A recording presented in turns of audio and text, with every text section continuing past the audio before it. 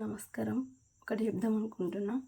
ఇప్పుడు మనం ప్రైవేట్‌లో కాలేజీలలో పిల్లలకు సీట్లొస్తాయి. Free seat. అయితే వాళ్ళకు ఫ్రీ సీట్ అని చెప్తారు. గవర్నమెంట్ నుండలొస్తది కొంతమందికి మంచిగా చదివిన పిల్లలకి. అక్కడికి అయిన తర్వాత వాళ్ళు ఫీజు ఇంతుంటదనని ఆళ్ళ కాలేజీ ప్రకారం చెప్తారు. దాంట్లో మనకు గూడా ఈఎంఐ లెక్క కట్టుకోవాలని చెప్తారు. తర్వాత ఇంత కడితేనే ఇంత మేము అలో చేస్తాం లేకపోతే లేదంటారు. లేదు ఎవరితోటన్నా చెప్పిపిస్తామంటే రిక్వెస్ట్ లేవనంటారు.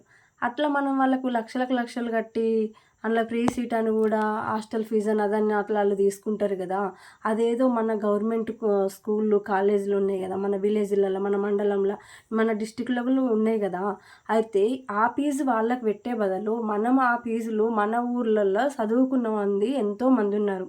ఏది పీజీలు చేసిర్రు, డిగ్రీలు చేసిర్రు. ఆ డిగ్రీలు, పీజీలు చేసిన వాళ్ళే, బీఈడీలు చేసిన వాళ్ళే అక్కడ చెప్తారు. అదేదో మన విలేజ్ నుండెళ్ళి అదే స్కూల్‌ల మన గవర్నమెంట్ స్కూల్‌ల గవర్నమెంట్ ఇచ్చిన టీచర్‌తో పాటు వీళ్ళని గూడా తీసుకొని మనము ఇంకొంచెం స్టాఫ్‌ని పెంచుకొని స్టడీ మంచి పిల్లలకి చెప్పే విధంగా చేసుకోవచ్చు గదా! వాళ్ళకి లక్షలకు లక్షలు పెట్టే బదులు. ఆ! ఆళ్ళకు లక్షలకు లక్షలు పెట్టాలే. వాళ్ళు కట్టినప్పుడు మనము మేమింత కడతామనంటే కాదనని బెదిరిస్తారు. ఆ! అట్లా గాకుండా మనమే ఇక్కడ వాళ్ళకి జీతంలాగా ఇచ్చి, ఆ లక్షలక్కడ పెట్టే బదులు మన విలేజ్‌ల చదువుకున్న మంది ఎంతోమందున్నారు. మన గవర్నమెంటు స్కూళ్ళల్లో గానీ, కాలేజీలల్లో గానీ ఇక్కడికెళ్ళి మనది మనం డెవలప్ చేసుకోవచ్చు గదా! వాళ్ళకంతా పెట్టి.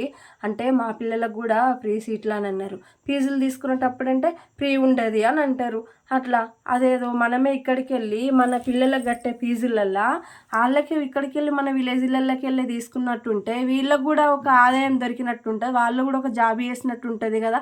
ఇదొకసారి అందరూ గమనించుకోండి. ఏదన్నా తప్పుగా మాట్లాడితేనైతే క్షమించండి. కానీ కాకపోతే ఏందంటే అక్కడ వాళ్ళకు మనం ఏసి మనము బాధపడుడు.